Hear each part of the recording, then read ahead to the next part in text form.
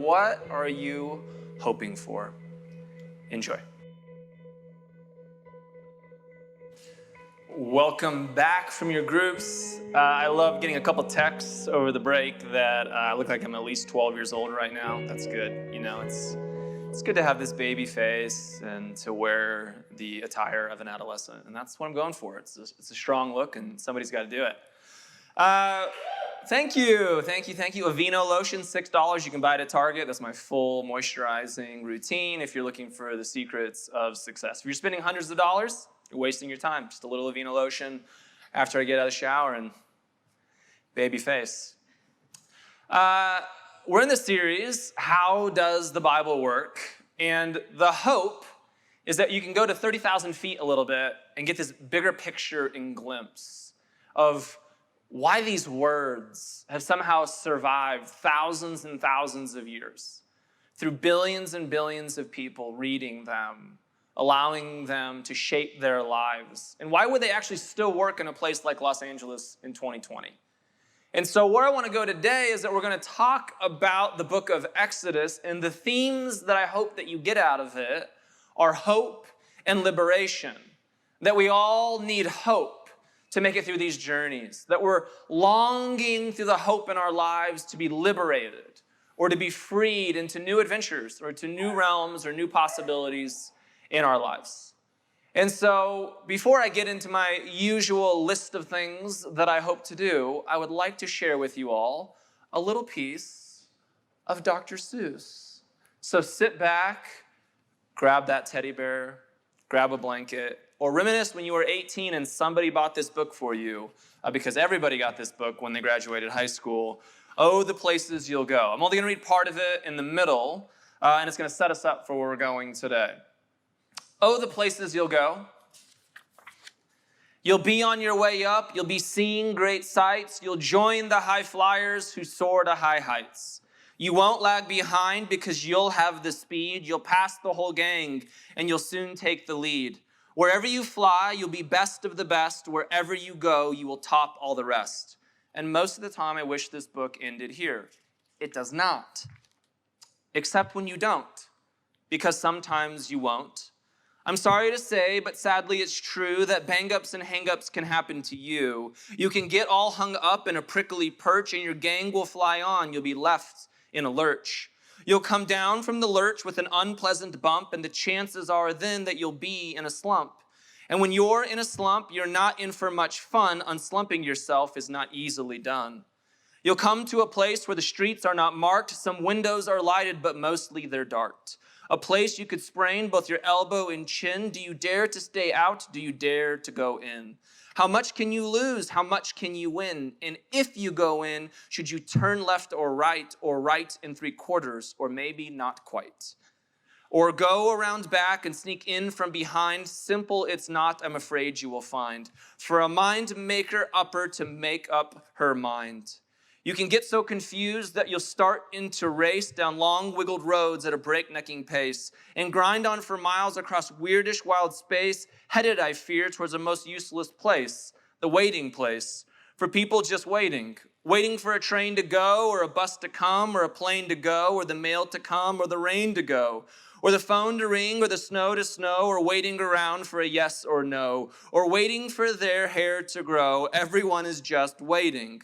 Waiting for the fish to bite, or waiting for wind to fly a kite, or waiting around for Friday night, or waiting perhaps for their Uncle Jake, or a pot to boil, or better, break, of a string of pearls, of a pair of pants, or a wig with curls, or another chance. Everyone is just waiting. No, that's not for you. Somehow you'll escape all that waiting and staying. You'll find the bright places where boom bands are playing. With banner flip-flapping, once more you'll ride high, ready for anything under the sky. The book of Exodus is this grand setup of a people who've been waiting. That the story of Genesis ends with the story of Joseph.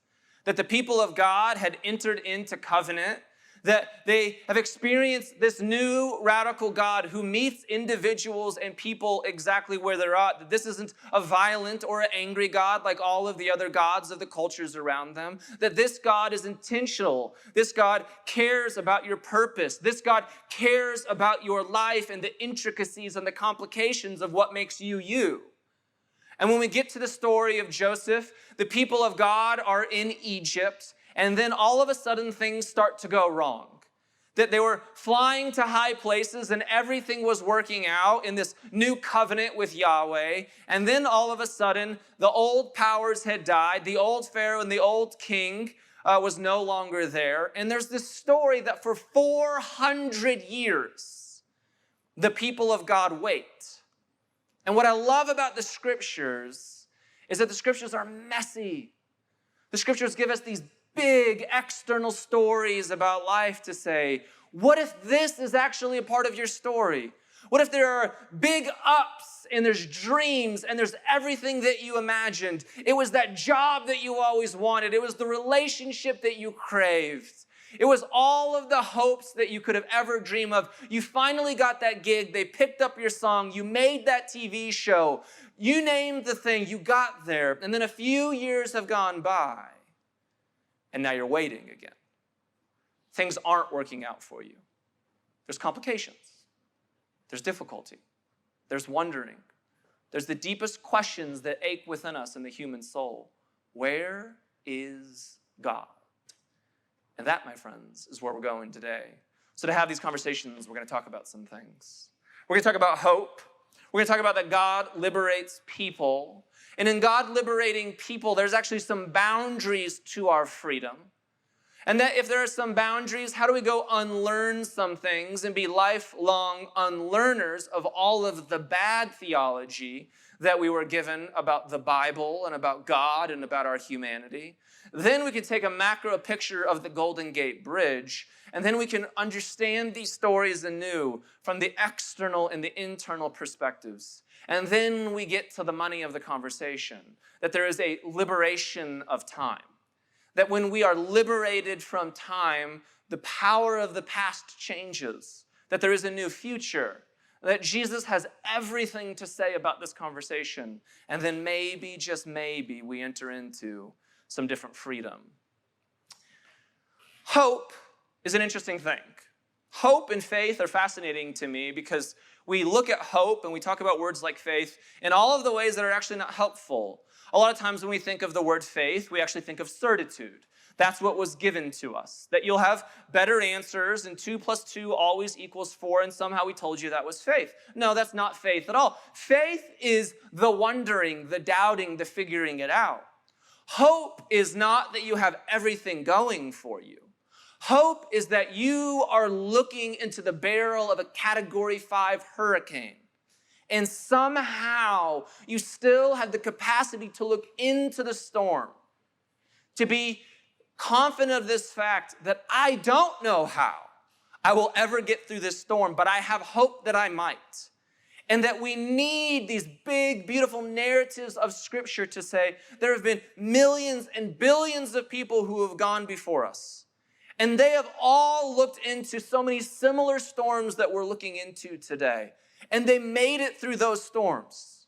This is not just receive and believe and just name it and claim it and it will all go away. But this is saying, yes, God has been there with billions of people over thousands of years in their most difficult situations when everything seemed bleak. In a storm that they never thought they would have the capacity or the resilience to get through, they actually did. And then hope becomes more powerful that as you start to go through storms in your life, then what you begin to do is you become a messenger of hope.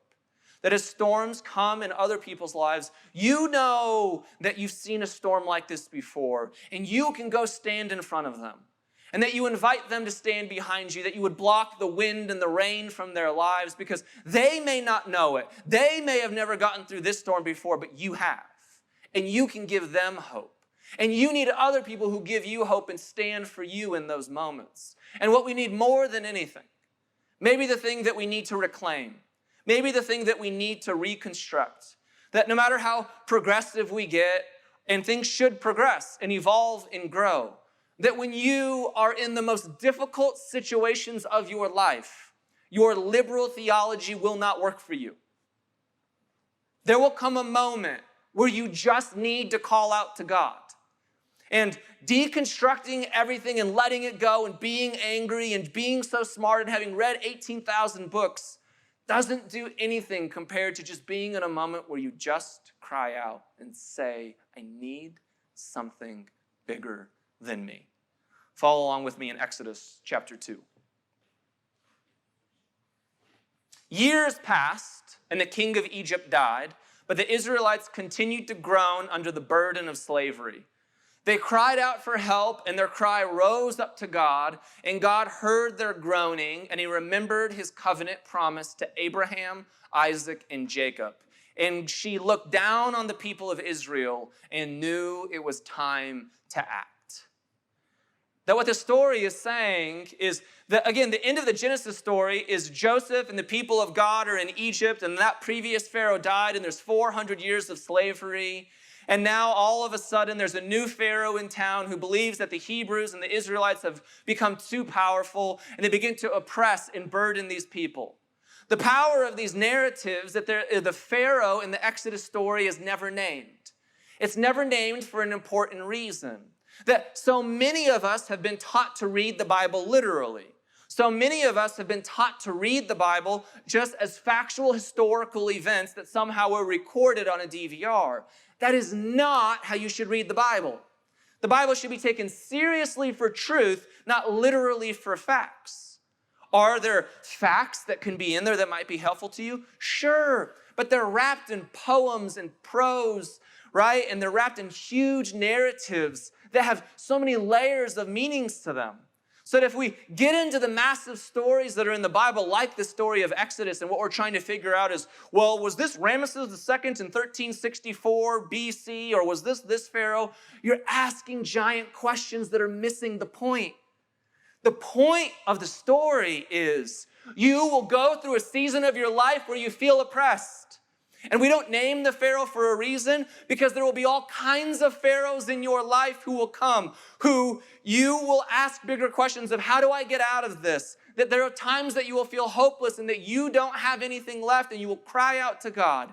And this bigger story says that God, even when you feel the most God-forsaken, shows up.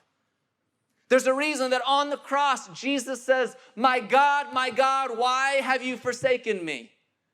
Because we've all been there. We've all been in those moments where we thought that we couldn't get through, and somehow we did, and we went and looked back, and we saw that God was somehow there the whole time. So the story of Exodus picks up with Moses being born in the midst of oppression.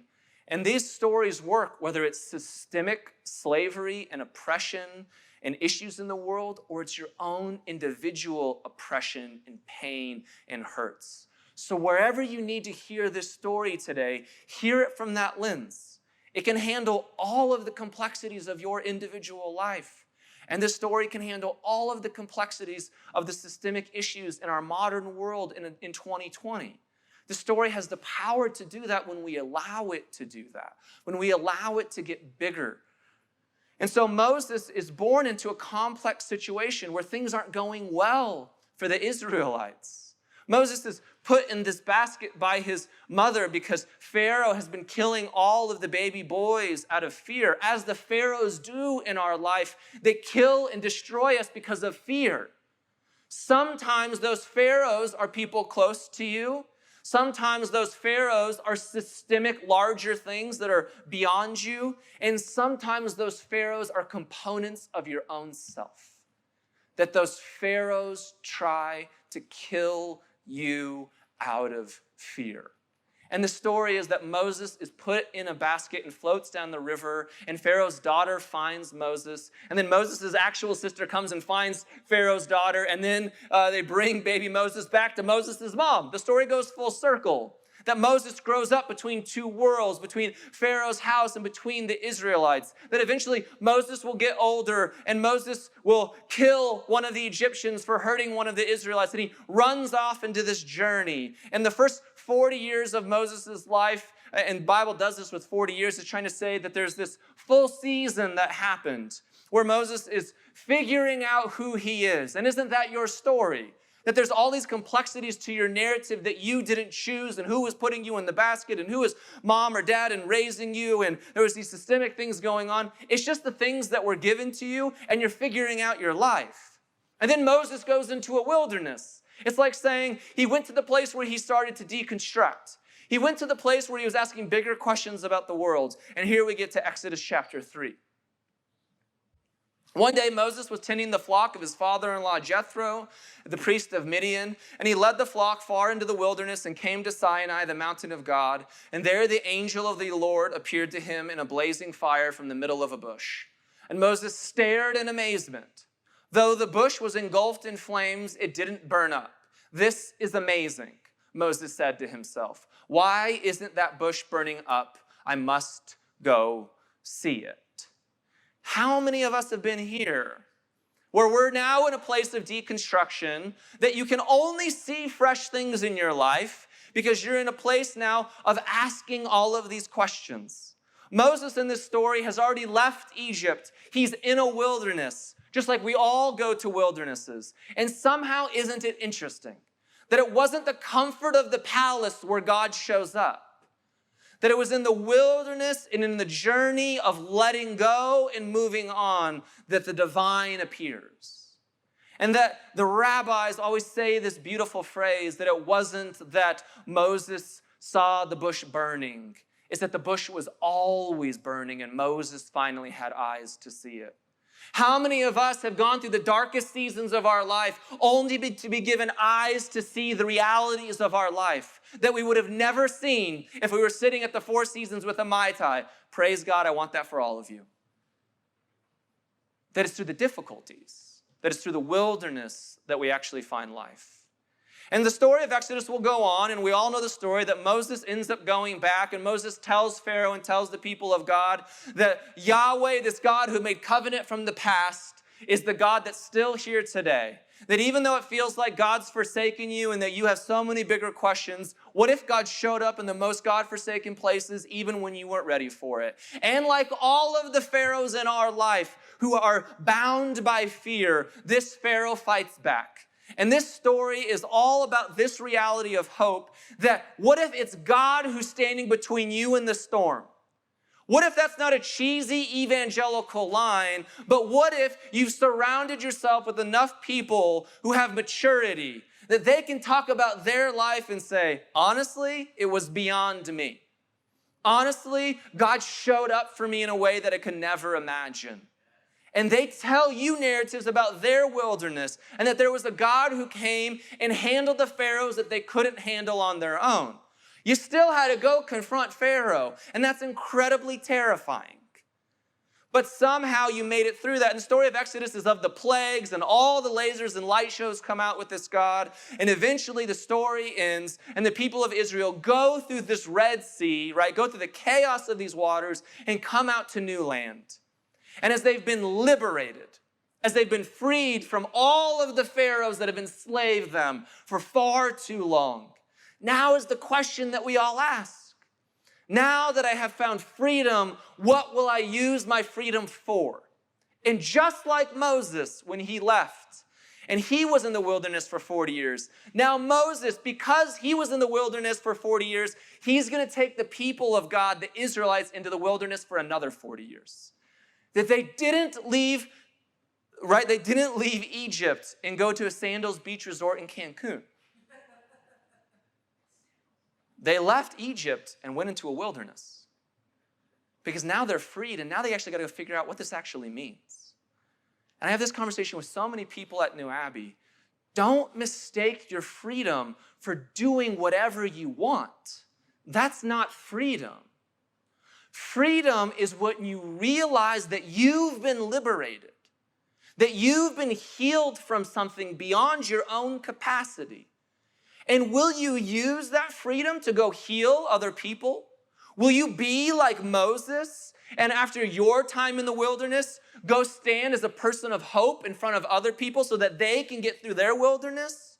Or will your freedom just be, I can do whatever I want now, Grindr for days? In Jesus' name. And some of it I'm joking with, and I'm actually not here to make a judgment on that. Like, honestly, this is the journey. You get to go choose your journey. But you get to ask yourself, am I really living into freedom now that I've been liberated from that Pharaoh, or am I just putting new pharaohs in my life? That's what God's asking us. And what we miss so often in this story is the bigger picture of where it's going. There's a reason that for the rest of Exodus after this, we'll get the 10 Commandments. And then eventually we'll get to the book of Deuteronomy, which is all about this. Now that you have been freed, now that you have been liberated from the thing that you were begging God to liberate you from for years, are you going to waste your freedom just on yourself? And I mean that. Because we live in a culture that says it's just all about loving yourself. As long as you love yourself, like kind of screw everybody else. That's not love. You don't love anybody in a vacuum. You don't love anybody on an island. Your freedom will affect other people. It has to affect other people. There are boundaries in place to do that. But here's how it works out. As you work through maturity, as you work out through this life of God, those boundaries will continue to increase. Just like this. None of us are born, and then our parents hand us keys and say, enjoy the interstate. No, that's crazy. That's not freedom. That's just bad parents. And sometimes we get free and we're bad caretakers of ourselves. Maybe what happens is you have a parent who walks you across the road. And then over time, you get old enough and your parent says, today, you've learned to look right and left enough times. You go walk yourself across the road. And eventually your parent doesn't even need to be outside. And eventually you start to learn riding your bike a little bit further down the street. And then years down the road, you're able to get on the interstate and go 80 miles an hour. What I'm saying is be gracious to yourself in your liberation, but don't confuse your liberation and freedom from doing whatever you want. That might not necessarily be self-love. And that might not necessarily be freedom for all of the other people around you. And so we have lessons to learn in growing up, and that's where the story takes us. And so I want you to imagine the Golden Gate Bridge. The Golden Gate Bridge is actually how the Bible works. The two pillars of the Golden Gate Bridge that actually hold up the road, those are the pillars of the Bible. In the Old Testament, it's the story of Exodus. It's the story of liberation. It's this bigger external story that speaks to all the internal truths of every human being. There will be moments in your life where you experience God's promises. There will be moments in your life where you feel alone and God forsaken. And there will be moments where you need God to come and liberate you. That is a story that we all experience. And that maturity is hard fought in the wilderness. That's the story of Exodus and Deuteronomy. The pillar of the New Testament is a story of Jesus. That this isn't just a story for the Israelites. This is a story for all of humanity. This is a story that God came to liberate all people and that God so wanted to liberate us that God would join in on the journey and become human.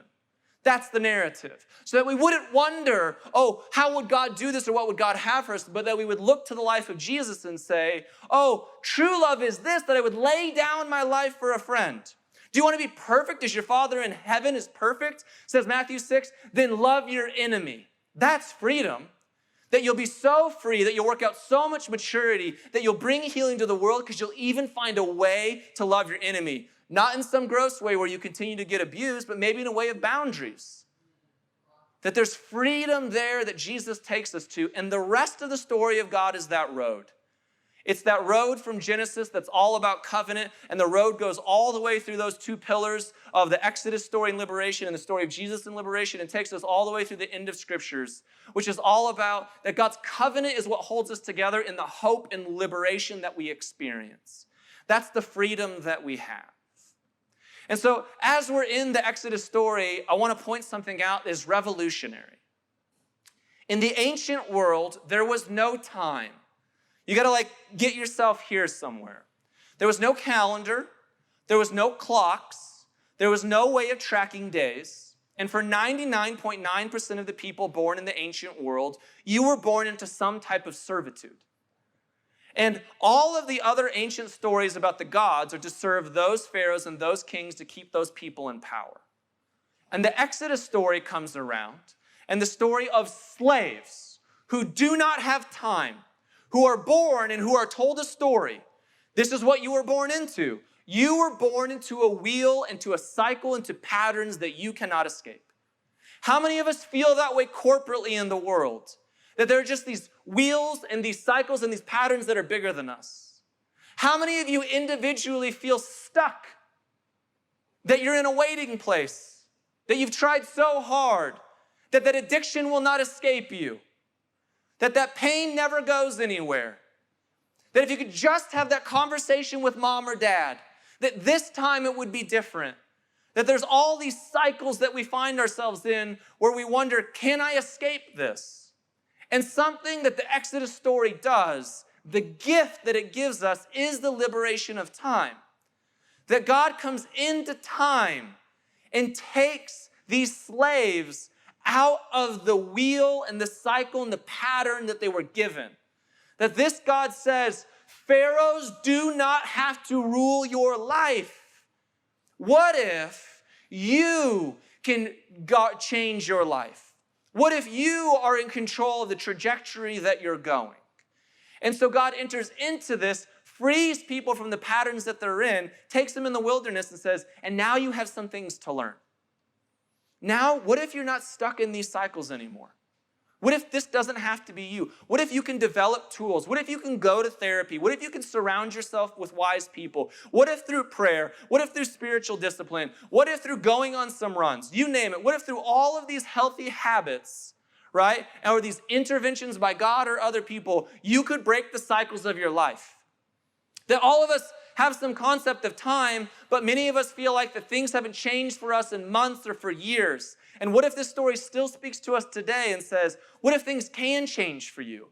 That's the story of Exodus. That's the freedom that we're invited into. And then what happens is, then we get to reinterpret the past. Because here's the deal.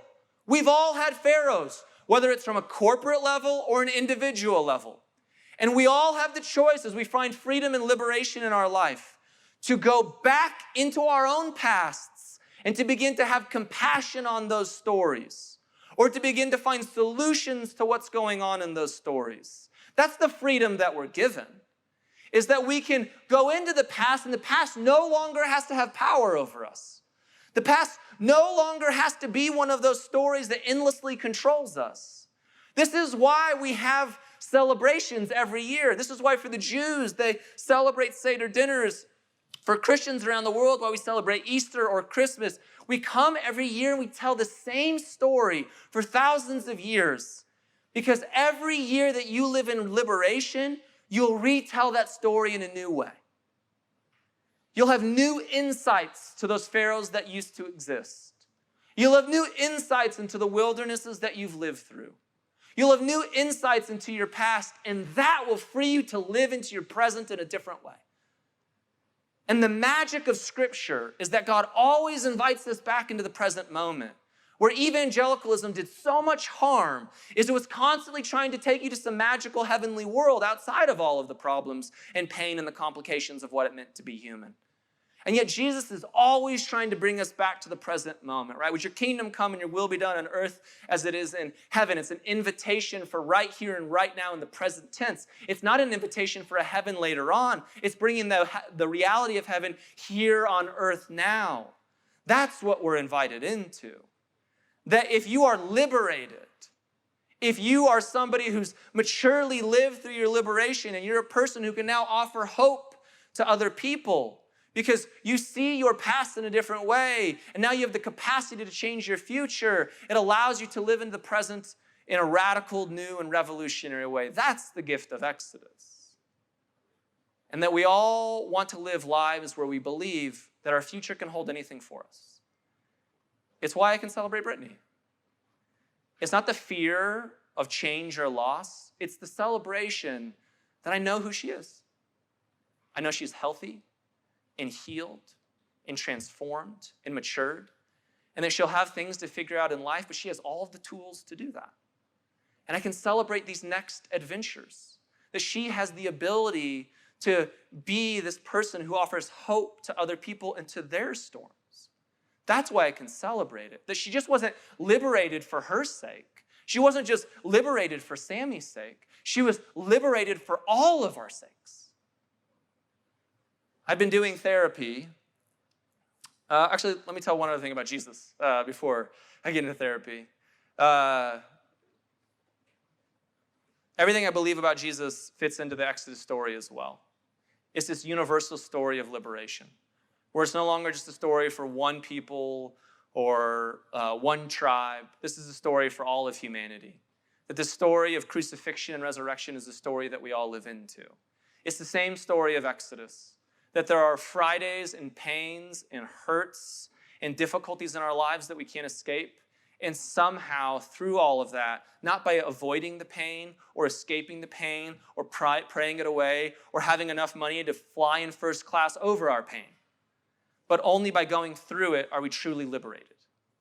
Only by going through it will we ever truly be able to live into our present moments. Only by going through it will we be able to reinterpret our pasts. Only by going through it will we be people who bring hope and free other people for their future. And so I've been so uncomfortable the last month. I've been going through all of this therapy and doing this visualization therapy where I'm addressing so many of the pharaohs in my life. Where a lot of the therapy I've been doing is addressing where are the parts of Corey that have been protectors who think that they're intentionally trying to protect me from things, even though they're just really scared. And so we do this visualization therapy where you kind of go back into seasons and memories of your life and you experience something. And as I went back and I found these protectors in my life, these pharaohs who were just scared, the first visualization therapy I did, I immediately found this 6-year-old little boy version of me. And the 6-year-old boy, little version of me, was sitting in the room all by himself playing with Legos, but he was scared. And he was ready to fight back whenever he needed. Because this little boy lived in a house where he knew that at any time the arguing or the yelling could begin. The verbal and emotional abuse could spring through those doors and you have to be ready for battle. It doesn't matter that you're 6 years old. You will fight or you will die. And through that visualization therapy, in a moment with something beyond myself, my 35-year-old self who's been liberated, who experiences hope, who's had good tools, was able to go in that room and sit down with that 6-year-old boy. And my therapist said, "Where would you want to take this little boy?" And I just sat there. I said, more than anything, this little boy just wants to sit in my lap because now he knows he's finally safe. And we went further through the visualization and we finally came to this moment where I was 15, where I was so angry. I was so angry in this season of life because my sister had been in the throes of a cocaine addiction, that my family felt torn apart, that her 2 young sons were always living at my house, and I was just so mad at her. And in that moment, I was able to go to this incredibly traumatic moment in my life, and I was able to talk to this 15-year-old protector of me and say, "You are no longer serving me. You are a pharaoh," not the language I used, "but you are no longer serving me. That you are angry because you feel unheard. But now 35-year-old version of Corey is here. Now I can look back on my past and say that past, that pain, those troubles no longer have to rule me. I can keep talking about the 400 years in Egypt because it has something for me, but I can also talk about the moments where I was liberated to a new life. Where do I want to spend time?" And I could walk with that 15-year-old version of me and say, "You're heard now." And I remember having this visualization where I'm walking away from my home in my mind, and this 15-year-old version and 6-year-old version of myself are holding my hand. And I know that the 15-year-old version of me felt heard for the first time. And the 6-year-old version of me felt held for the first time. And I knew that something with me had prepared me for this moment where I could go back to the greatest wounds in my life and I could say, "You no longer have to show up. I've got this now. I don't have this because I got this. I got this because I've seen God show up again and again and again when I had nothing left.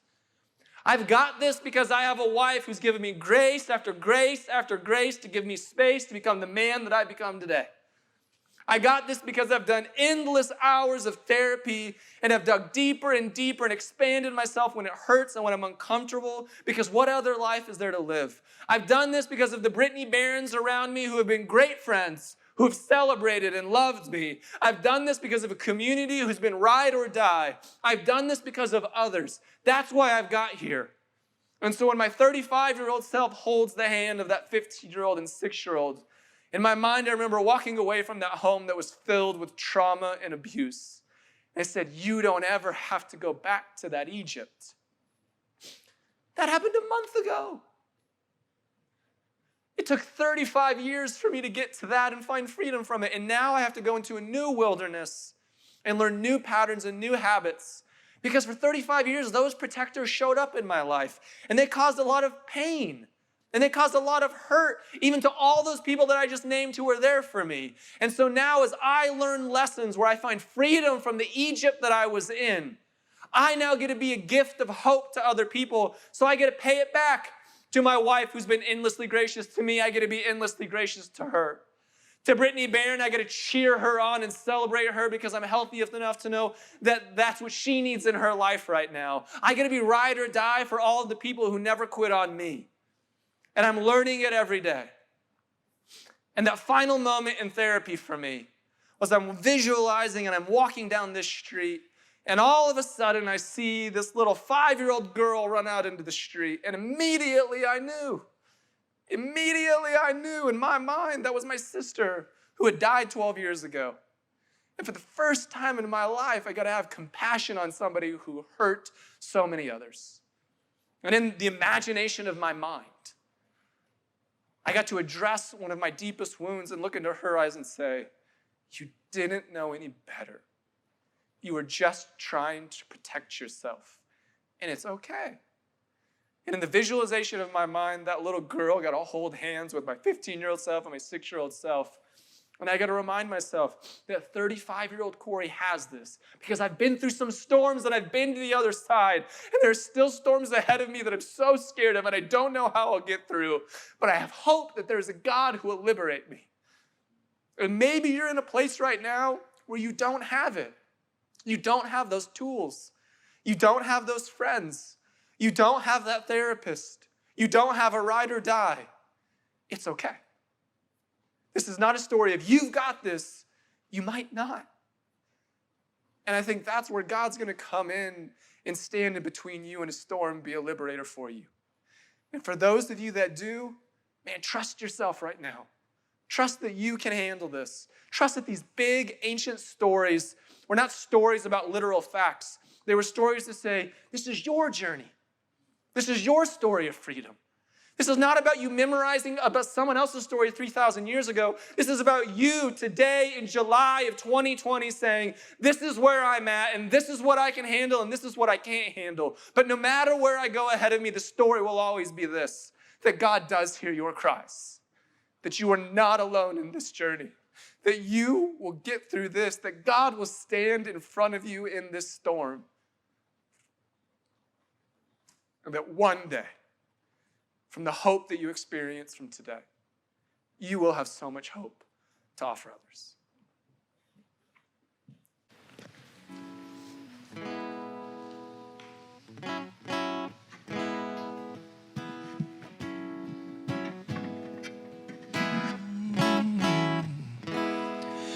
There's a world at war, caught in suffering, silent casualties. Oh God, grant us peace. In these sleepless nights, I can hardly breathe. Despite brutality, I know there will be free. I know that we'll be free. So let the light and keep it shining. Let it break into the darkness. All the love there's us to see, we'll all be free. Let the light and keep it shining. Let it break into the darkness. All the love there's us to see. We'll all be free. In these desperate times, love will hold us here. Love will join our hands, teach us to have no fear. So we lay our head down to wash their feet. When we see our brothers, oh, we'll all be free. Oh yes, we'll all be free. Let the light keep it shining. Let it break into the darkness. All the love there's us to see. We'll all be free. Let the light keep it shining. Let it break into the darkness. All the love there's us to see. We'll all be free. We'll be free, free. We'll all be free. We'll be free, free. We'll all be free. We'll be free, free. We'll all be free. We'll be free, free. We'll all be free. We are free, free. We'll all be free. We are free, free. We'll all be free. Tell your sisters, tell your brothers, tell your fathers, tell your mothers, tell yourselves, tell everybody. We'll all be free. Tell the lovers, tell the haters, tell the prisoners, tell the jailers, tell the world, tell everybody. We'll all be free. We'll all be free. Let the light in and keep it shining. Let it break into the darkness. All the love there's us to see. We'll all be free. I'm a hot, sweaty, tearful mess. Thanks for going along on that journey. I just know that when I started New Abbey, I made a commitment to myself as a pastor that I was never going to fake it. That sometimes I got to give sermons when I'm figuring it out. But I'm not figuring it out from a blank canvas. I'm not figuring it out from nothing. I'm figuring it out with lots of narratives behind me, with lots of support, with lots of love. And so are you. And so trust in those places in your life that God's showing up, friends are showing up, a special someone showing up, family, your therapist, you name it, that you need those things. And so right now, if you need space, go take your space. If you want to process, we have a question for you all to go back into those groups and to think about and answer with one another. And it's, where is God leading you to freedom and liberation? Enjoy.